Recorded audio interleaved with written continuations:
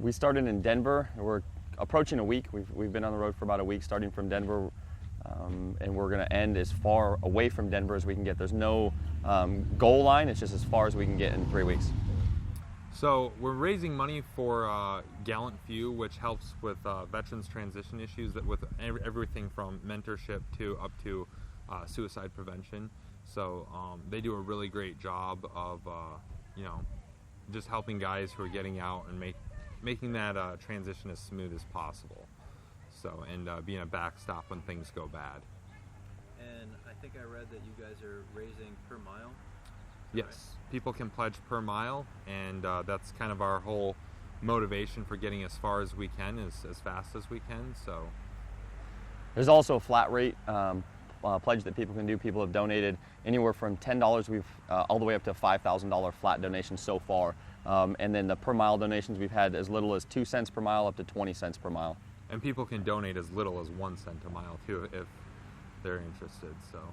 So you can go to gallantfew.org/nomads, and the links are in there for where to donate at. The actual links themselves are very long, so we just put them on one page there. But if people go to gallantfew.org/nomads, that's the best place to go. Tell me why you think this trip is so important. Why raising this money is so important. The idea is to not let it get to the point where we have 22 veteran suicides a day. You know, we have a lot of homeless veterans right now, and a lot of that, in my belief, can be mitigated by having these men and women get out of the service and have gainful employment. And that's a lot, to me, what Gallant Few is doing. They have a very diverse mission, but to me that's the most important part of it is keep that from happening to begin with. Marty said it best, you know, it's kind of pulling that weed before it grows, you know, and to spotlight and show that we have an amazing network as veterans. We've been relying on that very heavily as we've moved forward, you know, making phone calls, you know, using our social media platforms, things like that to get rides, to get food. And it's really shown us, and hopefully will show people that if you need help as a veteran, then people will provide it. You know, that you have a great network of people out there that are willing to lend a hand and a couch and whatever. You don't need to let it get to that point. It doesn't ever have to get that far to where, you know, you're contemplating suicide or anything like that. So, you know, the more people realize that this is an issue that needs to be addressed, the more the issue will be addressed. So many people focus on just the PTSD or the suicide or the severely injured aspects. There's a lot of guys out there who it's like, hey, you know, I've got all my limbs, I wasn't banged up too bad, you know, I just need some help adjusting. You know, I have some stresses in my life, or I'm just, you know, I miss the military or whatever it may be, and they really need some help. And we want to prevent them, that individual soldier, airman, Marine, sailor, from getting to that point where they're contemplating suicide, or they're saying, hey, I need to go find a box to live in on the side of the street. You know, there's no reason for that when we have so many people out there that are willing to help. And, you know, it's on us veterans too. We need to be able to ask for help. And that's actually been one of the biggest challenges of this trip is, you know, I hear, you know, people slipped us a 10 here and there, you know, for the trip, and it's just weird accepting help from other people as veterans. We pride ourselves on, you know, taking care of ourselves and being motivated and that sort of thing. It's just, you know, veterans need to realize, hey, you can't do everything on your own, especially when things are getting bad. You need to pull in people, and if any veteran is being honest with themselves, they know they work better in a team anyways. So, you know, you got to bring in people and include them on your team. We were both in the Army, both served in the 75th Ranger Regiment. I was in 3rd Ranger Battalion, Marty was in 1st Ranger Battalion. We've got about 9 deployments between the two of us, both in Iraq and Afghanistan. I think we both kind of feel that the onus is on us and guys like us to kind of lead the way. And you know, if somebody else isn't doing something, or somebody else isn't doing it as well as what we think we can do, then who are we to sit on the sidelines and not do anything? You know, so this is us. We got creative and, hey, you know, used our backgrounds. A lot of what we're doing here is unconventional traveling. You know, everything from, you know, illegally hopping a train or hitchhiking or, you know, whatever it may be. It's, you know, we're pulling everything out of the toolbox and as well as the motivation and the, hey, I've had it worse, you know, when we're laying in a ditch somewhere freezing from driving wind, rain, and tornadoes. So obviously there's some wear on your bodies doing this too. A little bit. There's been a few blisters. Just discovered a cut on my shin the other day when I, a few pulled muscles, checking ourselves for ticks after sleeping in a field in Kansas, sort of thing. And but you know, it's definitely worth that wear and tear. You know, 100% and then some. If we can bring a little bit of light to this, and it's again something that, you know, we haven't necessarily, we're not foreign to, you know, being outside. So it's been a little while for me. I've been out for 7 years.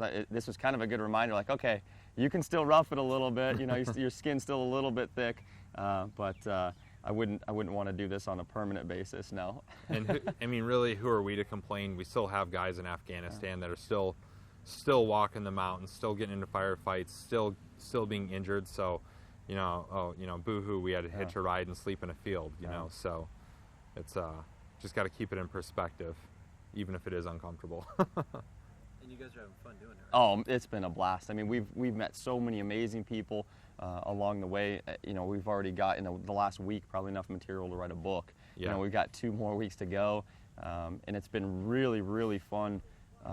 For me, it's been incredibly humbling being at this event, listening to some of the other veteran stories. Yep. Guys that were, you know, demolition divers and Korean War, like, and beyond. It's just been incredible. Yeah. We've been kind of interviewing people as we've gone along for some video stuff that we're trying to do, and it's been. I keep saying, like, I feel like there's a better representative than myself to be able to do this. Like, absolutely. You know, we're very much very, very normal guys, just kind of set it out to do this. And you know, that with the amount of people that we've spoken with, I kind of almost feel like there's got to be a better person to do this than me, because, you know, like I said, we're just normal guys. Yeah, and Patriot Pinups, local nonprofit here, turned us onto this pancake feed at the American Legion here, and that was, you know, just amazing to meet some of these veterans. It just absolutely overwhelming to talk to some of them, and we're really thankful to, you know, Rogue Fitness here local, who put us up for the night, gave us our first bed to sleep in. We're just really thankful to, and everybody else along the way that's helped us out. It's just, we wouldn't be here in Ohio right now if it wasn't for those people that have helped us. We'd still be sitting in Colorado. So you guys had your first bed when, last night? yes. Mhm. How was it? I didn't want to get up. I don't think I barely remember it. I laid down, and then it was time to come over here. So yeah, it was amazing. And you guys are staying with Rogue tonight too? Hopefully we'll be in Cleveland by tonight, and pushing on to Pittsburgh, Philly, and then up to New York City is kind of the tentative route. So Yep. if anybody's out there on that route that wants to help us out, we'll Keep take an eye it. out. Yeah. Keep an eye out, and you know, if we still have time left in that 21-day time cap, we're not limited by borders. You know, we're motivated, and we're going to keep going, even if it means international. So as far as we can get, it's you know, it's game on, and I think the further we get, the more attention we'll be able to draw. So anybody watching this, if they, you know, tell your friends, tell your coworkers, tell your family, it's the more people that are talking about this, the more dialogue that is going, the more people will realize it's a problem that needs to be corrected. Yeah. So you know, one of the big things that people talk about of why they can't do something, whether, you know, there's a lot of things people tell themselves they can't do, and really the only thing that's going to stop you is yourself. And I've got a lot of reasons not to be doing this right now. Primarily, my wife is 7 months pregnant with our first child, and she's been incredibly supportive. I think the saying goes that behind every good man, there's a great woman, and my wife is absolutely amazing in the support she's offered us and the support to do this. But yes, I have a daughter coming. Her name is Lydia, and I hope someday she's able to look at some of these things and see that, you know, we're not limited by anything but ourselves to do good in the world. And hopefully we are doing good with this. And, you know, I think the onus is on me as a soon-to-be father to set a good example. And that's kind of a tertiary personal reason for, you know, just a fringe benefit of doing this. You know, our primary goal is, you know, awareness of veterans transition issues. But, you know, for me personally, I kind of hope my daughter sees what I'm doing and, you know, becomes a selfless person herself someday and does good. That's really inspiring. Yeah, that's really cool. I guess one follow-up. I'm sorry. I know I said that was the last question. How are you guys keeping in contact with people? You got cell phones, Yeah. computers, or Yeah. Wi-Fi at places? I got a solar panel to be able to charge our phones. It's actually been one of the more difficult challenges as we've moved along, is just keeping those devices charged. So got a solar panel. We've been trying to update people on different social media platforms, Instagram, Twitter, Facebook has been really key. And we've been using the hashtag nomadic veterans. People have been following as a result. It's been We're trying to be as interactive as possible. which has been tough. I mean, the amount of people, the support that we've Yeah. gotten, we almost can't keep up with it. You know, the number of messages we're getting and Yeah. people asking questions, and now it's gotten to the point where, oh, you're going to be in Columbus. You know, I've got a place you can here, and you almost feel bad because you're like, we're not going to be there long enough, and we have 15 different invitations at people's houses now. Like, hey, you can sleep on my couch, and you know, we'll get you a meal and stuff like that while you're here, and so I personally kind of feel bad that we can't take up the offers of hospitality that we've had the outpouring of thus far. You guys want to add anything else I know we talked for a while, but anything that I missed that you guys want to hit on? Just, look up nomadic veterans, look at what we're doing, look at the issues we're trying to address, and just realize, if you're a veteran, realize that, this is on your shoulders too. Go out, and if you're doing well, go out and help another guy. If you're not doing well, have the intestinal fortitude to ask for help.